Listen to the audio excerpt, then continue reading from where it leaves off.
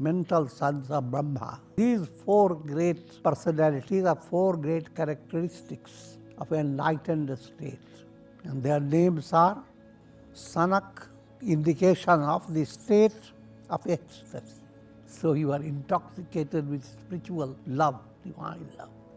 Sanandan, Nandan is Ananda, mind filled with bliss.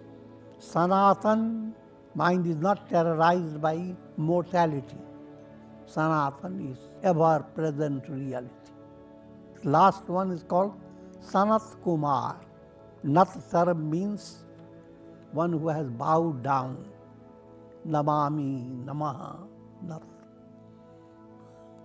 Well, one who has that state of mind that has shed the illusion of me and mine and has become completely surrendered to God.